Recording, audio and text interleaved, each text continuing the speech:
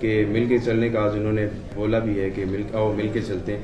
تو کیا P T I Nawaz Sharif صاحب کے ساتھ مل کے گورنمنٹ بنائے گی؟ اگر نہیں بناتی تو آپ کے پاس کتنے نمبر ہیں اور آپ کا لائے عمل کیا ہے؟ پہلی بات تو یہ ہے کہ میں نواز شریف کی اس بات کو فیور نہیں کرتا کہ جس طرح نواز شریف جس کے ساتھ صرف 50 سیٹیں ہیں اور 50 سیٹوں پہ وہ پرائم منسٹر بننے کا خواب دیکھ رہے ہیں. میں سمجھتا ہوں کہ اس وقت میجارٹی اگر کسی کے پاس ہے وہ پاکستان تحریک انصاف کے پاس ہے. الیکشن کمیشن کی بڑی آئینی ذمہ داری ہے کہ فری فیئر الیکشن نہ صرف کرائیں بل ان کا رزلٹ بھی with in the prescribe time جو ہے وہ ایشو کرائیں. میں ان الیکشن کمیشن سے مطالبہ کرتا ہوں کہ وہ جلد سے جلد دیں. اگر ایسا ہی ہے تو پھر نواز شریف کے پاس کوئی مینڈیٹ نہیں کہ وہ وزیر اعظم بنے یا وزیر اعظم کا ایون خواب دیکھے.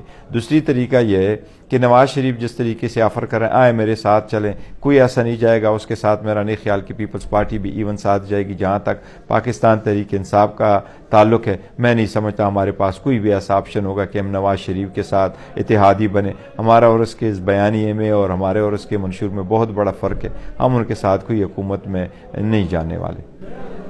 اور سر جو بات کی جا رہی ہے کہ آپ آزاد امیدوار یا آزاد امیدوار پیپلز پارٹی کی بات چیت ہوگی تھی کہ آزاد امیدوار کچھ ان کے ساتھ شامل ہو جائیں گے، تو اس بارے میں آپ کیا کہنا چاہیں گے؟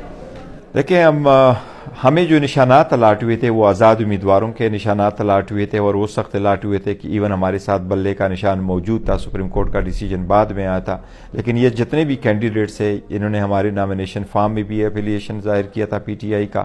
یہ انہوں نے پی ٹی آئی نے ان کو سپورٹ کیا ہے. یہ پی ٹی آئی کے سپورٹڈ کینڈیڈیٹس ہیں. تو یہ ہمارے بڑے ہارڈ ورکر بھی تھے اور ہمارے لائل بھی تھے. مجھے پوری امید ہے انشاءاللہ تعالیٰ کہ یہ ہمارے ساتھ رہیں گے، یہ کسی اور پارٹی میں نہیں جائیں گے.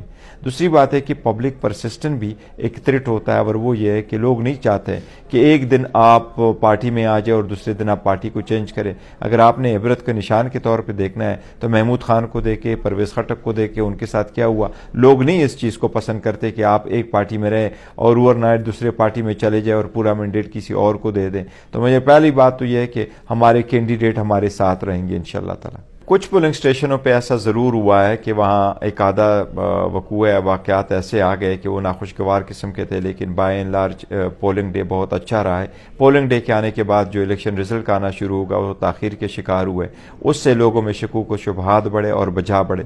اس پہ ہمارے ایک جگہ پہ بڑا احتجاج ہوا ہے. میری ریکویسٹ ہوگی کہ احتجاج جہاں بھی ہو وہ پرامن ہو اور تحمل اور برداشت کا مظاہرہ کرے، لیکن عوام کا بھی ایک رائٹ ہے کہ وہ احتجاج کرے.